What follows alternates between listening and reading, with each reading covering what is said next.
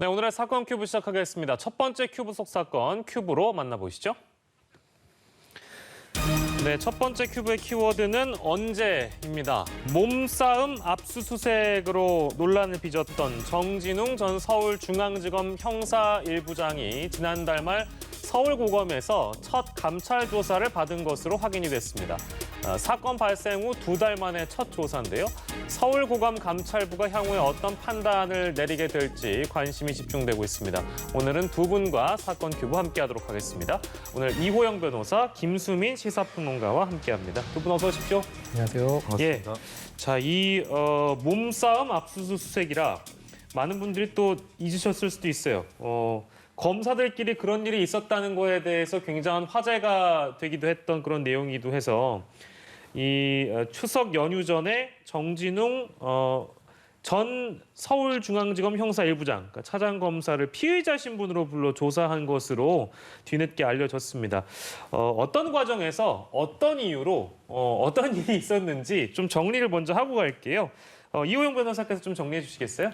네, 이 사건은 결국은 그 압수수색 영장을 집행하는 과정에서 네. 이제 한동훈 검사장에 대한 그 휴대폰을 압수를 해야 되는데 네. 이제 한동훈 검사장이 잠시 변호인과 내가 통화를 하겠다. 예. 이렇게 하고 이제 통화를 하려고 하는 순간 지금 정진웅 당시 부장검사가 이제 한동훈 검사장을 올라타서 넘어뜨리고 올라타서 이제 뭐 목을 졸랐다라는 어떤 그런 지금 논란이 제기되면서 한동훈 검사장 측에서는 본인이 독직 폭행을 당한 것이다. 네. 이렇게 지금 형사 고소 취지를 담은 고발장을 접수를 해서 예.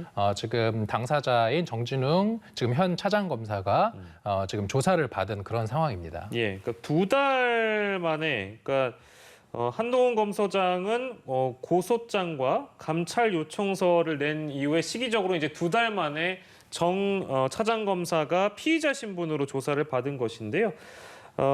글쎄요, 이제 이 사안에 대한 어떤 쟁점은 앞으로 뭐가 될 것인지 김수민 평론가께서 좀 짚어주신다면요. 네, 크게 두 가지일 것 같습니다. 첫 번째는 당일날 있었던 일일 테고, 네. 두 번째는 그 이후의 사건 처리 과정일 텐데, 처음에 이제 그 유심칩을 확보하러 갔는데 왜 통화를 하려는 사람을 덮쳤느냐, 예. 이것이 이제 한동훈 검사장 쪽 입장일 것이고, 그때 정확하게 어떤 상황이 있었는가, 이 부분이 가장 큰 쟁점이 되겠죠. 예. 근데 그때를 촬영한 CCTV 화면이나 이런 건 없다고 알려져 있고, 예. 그리고 한동훈 검사장 변호인 측에서 확보하고 있는 영상은 이제 끝나고 나서 상황이 어느 정도 수습되어 갈 때쯤에 이제 현장에 도착했을 때 한동훈 검사장이 고소장을 쓰고 있었고, 예. 그다음에 이제 주변의 다른 그 수사 인력들이 자신은 이 일에 가담하지 않았다라거나 좀 미안하다는 식으로 양해를 구한다거나 이런 장면이 촬영이 된 게 있거든요. 이것을 이제 어떻게 해석할 것이냐라는 예. 것이 좀 쟁점이 될 것 같습니다. 그리고 두 번째는 이 사건 이후에 서울중앙지검 측에서 처음에는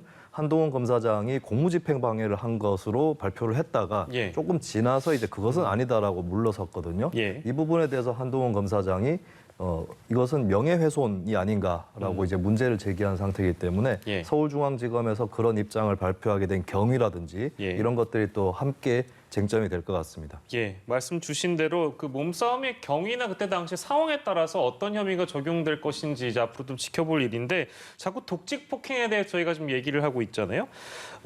이 한 검사장이 주장하고 있는 이 독직 폭행 혐의에 대해서 과연 적용될지가 관심인데 그러니까 보통 통상적으로 독직 폭행 혐의라는 거 이제 좀 생소하기도 해서요. 네. 이게 어떨 때 보통 이런 혐의들이 등장하는 거예요, 변호사님?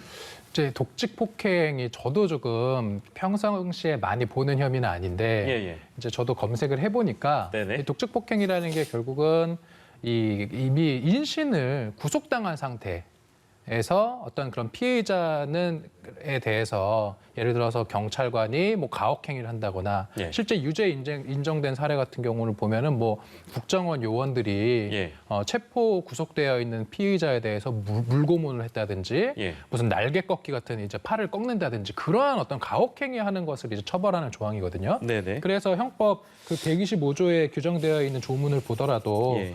재판, 검찰, 경찰, 기타 인신 구속에 관한 어떤 직무를 행하는 자가 그러한 직무를 행함에 당하여서 폭행 또는 가혹한 어떤 행위를 한 경우, 가혹행위 한 경우는 이제 처벌하는 것이어서 예. 지금 이 사건에 과연 독직 폭행이 적용될지 저는 조금 의문이긴 합니다. 이거는 지금 어떤 체포 구속 이런 게 아니라 예. 압수수색 영장을 집행하는 그런 그 직무를 집행하는 과정에서 있었던 몸싸움이어서 예. 설령 그것이 실제로 올라타서 목을 졸랐다든지 이러한 행위를 했다는 그 한동훈 검사장 측의 주장이 사실이라 하더라도 예. 과연 이게 형법 125조의 독직 폭행이 적용 가능한 사안인지 저는 조금 의문이어서 예. 향후에 검찰 좀 조사와 기소 내용을 좀 지켜봐야 될 것 같습니다. 일반 폭행이랑 좀 비교하면 어떻습니까? 일반 폭행 같은 경우는 뭐 2년 이하의 징역 또는 500만 원 이하의 벌금이어서 일반적인 뭐 초범이고 이제 경미한 사안 같은 경우는 보통은 뭐 100만 원, 200만 원 정도의 벌금 선고되는 경우가 다수인데 예. 지금 한동훈 검사장이 주장하는 독직 폭행 같은 경우는 5년 이하의 징역 또는 10년 이하의 자격정지, 벌금형 조항이 없기 때문에 만약에 이게 유죄가 인정된다고 하면 공무원직을 유지할 수가 없는 그런 상황이 돼서 예. 이 독직 폭행 혐의가 실제로 적용이 되어서 이것이 나중에 향후 유죄 인정이 될지 여부는 아주 첨예한 쟁점이 될 것 같습니다. 예. 이 검찰이 이제 그간 파악한 증거에 따라서 적용 가능 혐의 또 처벌 여부 등을 검토해서 조만간 결론을 내릴 거라고 하니까 그 결론을 좀 기다려 보도록 하고요. 저희가 이 첫 번째 사건으로 꼽아온 이유는 이제 이런 사건 자체가 굉장히 생소해서 그렇습니다. 그러니까 검사와 검사가 이런 몸싸움을 벌인다는 거에 대해서 우리 국민들은 어떻게 이 사건을 바라보고 있는지도 좀 궁금하긴 한데 김평론가님 이 사건을 어떻게 좀 국민들께서는 바라볼까요? 네. 좀 납득이 안 되는 것은 유심칩을 빼내는 과정이었단 말이죠. 근데 이제 그거를 핸드폰을 잠깐 돌려가지고 예를 들어서 한동훈 검사장이 빠르게 빼낼 수 있는 그런 성격의 일은 아닌 것 같습니다. 그래서 정진웅 검사장이 만약에 어떤 오해가 있었다면 예. 이제 오해 때문에 덮쳤을 수도 있는 것 같고요. 예. 하여튼 그게 굳이 이제 양쪽에 또 검사이고 압수수색이 어떻게 집행되는지 뻔히 아는 상황이었기 때문에 그러게요. 네. 예, 이게 좀 일어나기 어려운 일이다라는 건 확실해 보이고 예. 그리고 정진웅 현 이제 차장 검사인데 정진웅 차장 검사 그 당시에 그 정도 직급에서 굳이 압수수색 현장에 나가 있는 것이 예. 좀 이례적이다라는 평가도 있었고요. 그리고 지금 보시다시피 이제 끝나고 나서에 예. 병원에 입원을 해 있는 그러니까 사실 이게 뭐 인터넷에서 사진이 그림 형태로 돌아다니면서 네. 습격한 사람은 누구입니까? 이런 예, 이제 예. 유머도 있었는데 네. 좀 왜 이제 덮침을 당했다라고 하는 한동훈 검사장이 아니라 정진웅 현 차장 검사가 병원에 가게 되었는지 이런 부분들이 좀 여러 가지로 의문 상태로 남아 있다고 보여집니다. 예. 이게 뭐 사실 저희가 웃을 일은 아닌데 워낙에 좀 이례적인 사건이었기 때문에 저희가 다시 한번 국민들은 이 사건을 과연 어떻게 바라볼 것인지에 대해서 그 얘기를 김수민 평론가께 여쭤봤어요.